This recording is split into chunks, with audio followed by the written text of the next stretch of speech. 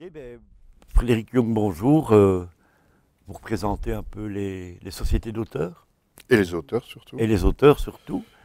Alors ces 10 dernières années, évidemment, c'est un secteur qui a été considérablement bouleversé par l'arrivée du numérique, des réseaux sociaux.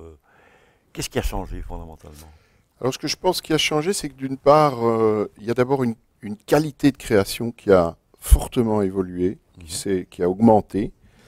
Je trouve que les auteurs, mais tous les travailleurs de la création ont monté de niveau, se sont professionnalisés, ont obtenu d'ailleurs de façon assez claire des moyens complémentaires pour améliorer leur capacité de travail et leur capacité de création. Et ça se voit dans les œuvres que Qui sont le produites. public peut découvrir. Donc ça, c'est un premier changement. Le deuxième changement, c'est qu'on a évidemment aussi une mutation technologique qui vient avec des mutations politiques en même temps.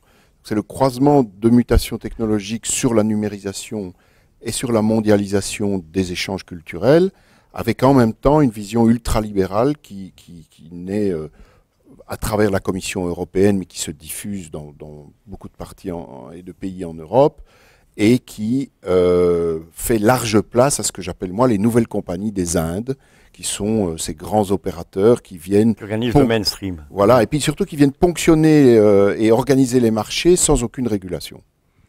Donc voilà, ça c'est pour moi les grandes modifications que nous avons vécues. Pour le reste, on a vécu aussi une période où on a vu les États généraux de la culture définir, il y a une dizaine d'années, un peu moins, une sorte de programme général où tous les secteurs s'étaient mobilisés pour définir des priorités, etc. La mise en œuvre d'un certain nombre de ces priorités, pas toutes, un certain nombre de questions importantes sont restées posées et non résolues.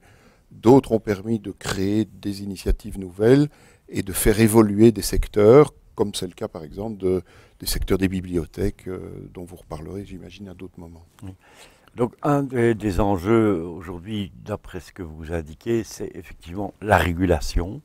Comment les pouvoirs publics peuvent réguler cette production et l'accès à cette production au travers des nouveaux médias en, en édictant un certain nombre de règles qui ne soient pas que de la logique purement marchande et donc qui permettent de faire exister la diversité culturelle. Voilà, et exister aussi des publics qui ne sont pas seulement des consommateurs. Je pense que c'est très important. Il faut que la relation au public soit aussi une relation qui peut être une relation ou éducative, ou purement artistique, ou purement culturelle, et pas nécessairement traversée par des enjeux de commercialisation immédiate et de profit immédiat. Donc là, effectivement, la question de la régulation, elle est posée aux États dans ce contexte ultralibéral où justement, on fait beaucoup, soit en diminuant les budgets, soit en orientant les législations pour que cette régulation soit la moins puissante possible et entrave le moins possible les opérateurs dominants du marché. Donc on a cette difficulté et je crois que les responsables politiques eux-mêmes s'interrogent beaucoup sur comment faire évoluer ces régulations en partenariat avec le secteur, avec aussi des pressions notamment liées au chantage économique, je dirais, qui consiste à dire, si vous ne nous laissez pas faire, vous n'aurez pas de croissance économique, vous n'aurez pas d'emploi, vous n'aurez pas de résultats présentables aux électeurs, et donc, voilà, ne faites rien, laissez-nous faire. Ça, c'est une première chose. La deuxième chose aussi, c'est que je pense qu'on manque de lieux, mais quand je dis de lieux, c'est de façon de faire aussi, de modalités, pour justement penser cette réforme, penser cette évolution très très rapide, à la fois des pratiques, mais aussi des technologies, des relations entre la personne privée, la sphère publique, la sphère où on peut être spectateur, la sphère où on peut être consommateur, etc. Voilà. Et donc là, j'ai l'impression qu'une des choses qui a manqué, c'est vraiment des lieux qui travaillaient en profondeur cette question de l'évolution de nos sociétés, des pratiques sociales en matière de culture, alors que c'est vraiment impératif de le faire vu la rapidité d'évolution. Alors comment est-ce qu'on gère le fait que, bon, vous laissez bien entendre que ce n'est pas une question qu'on peut régler sur le plan purement national, puisque les échanges se sont mondialisés, donc on est bien sur l'échelle internationale. Mais comment on garantit dans tout ça, et la diversité culturelle, mais surtout la juste rémunération des auteurs? On est quand même, il y a moyen d'élaborer des lois d'abord et de faire respecter les lois. C'est ce que je voulais dire aussi, et ça rejoint un peu ce que j'ai entendu dans un autre débat, c'est qu'il faut protéger les droits des travailleurs de la culture.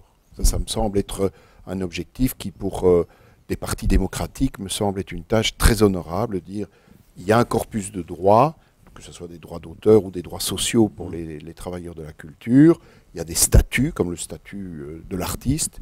Ces dispositifs constituent des éléments importants pour que la population puisse bénéficier d'un travail de création culturelle, un travail d'animation culturelle de qualité par des gens qui peuvent vivre décemment du métier qu'ils font. Donc ça, c'est une première chose où on est parfois étonné, je dirais, de l'attentisme des pouvoirs publics pour affirmer quand même les possibilités et les législations ou les régulations qui existent, même si elles sont insuffisantes, ce serait déjà pas mal de les mettre en œuvre. Deuxième chose, clairement, il y a des mobilisations au niveau européen qui sont possibles, et on l'a vu par exemple dans le débat sur le droit d'auteur, où il y a moins d'un an, une énorme pétition qui a recueilli 17 000 signatures de créateurs en Europe, a vraiment influé les décisions de la Commission européenne. Donc, il ne faut pas être défaitiste par rapport aux choses. C'est un combat politique, c'est un enjeu de mobilisation professionnelle et de partis politiques qui peuvent ensemble mener des réflexions et faire avancer des dossiers. Alors, demain, on aura une nouvelle ministre, on ne sait pas qui ce sera, de quel bord politique il sera.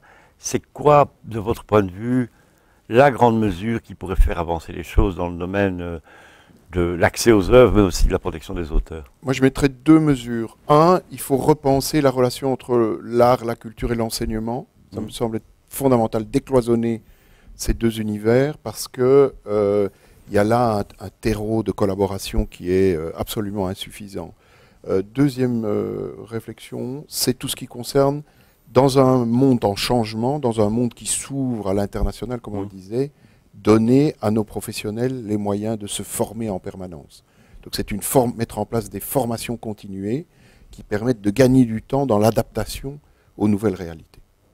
Vous pensez que les politiques sont un peu frileux par rapport à cette question? Je pense qu'il y a beaucoup à faire. Je ne sais pas s'ils sont frileux, parce que je pense, enfin, je veux dire, pour avoir eu des contacts sur le sujet, on a des bons échos et des bons accueils, mais il y a certainement une mobilisation de moyens, de ressources, de partenariats, avec peut-être une nouvelle relation à créer entre les initiatives des associations, les initiatives du privé, parce que c'est quand même intéressant d'avoir des entreprises qui aussi, je ne sais pas, un éditeur, un producteur, qui puissent apporter des propositions intéressantes, et les pouvoirs publics ou les réseaux d'enseignement, par exemple. Est-ce qu'il n'y a pas un risque quand même qu'il y ait une partie du public qui n'a pas les codes et qui resterait au bord du chemin? Je pense que paradoxalement, le web permet à une forme de démocratisation culturelle assez extraordinaire, ce qui est accessible. Alors après, comment est-ce qu'on finance la création des œuvres dans ce dispositif? Mais ce qui est accessible en ligne est quand même incroyablement riche et de plus en plus riche. Donc je dirais que d'une certaine façon, l'accessibilité des œuvres se pose dans des conditions tout à fait différentes d'il y a 10 ans ou il y a 15 ans. Ça, c'est la première chose. Deuxième chose, après, c'est pour ça que je parle de l'éducation. L'éducation, je veux dire, l'accès à la culture, c'est aussi d'abord un apprentissage personnel sur la lecture, sur l'écoute, sur la musique, sur le cinéma, sur le théâtre. Et ça passe par vivre des expériences en allant dans les bibliothèques, en allant dans les théâtres, dans les centres culturels. Ça, c'est pas que virtuel. Et ça, c'est pas virtuel.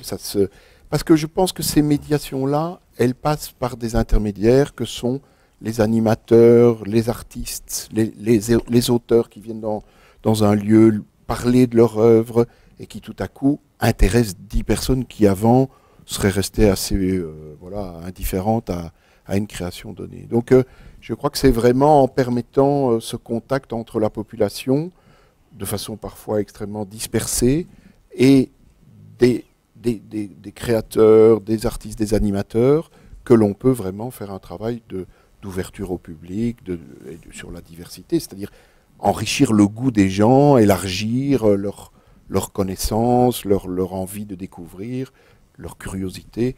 C'est pas très difficile, mais ça demande un travail de fond permanent. Merci beaucoup. Merci à vous.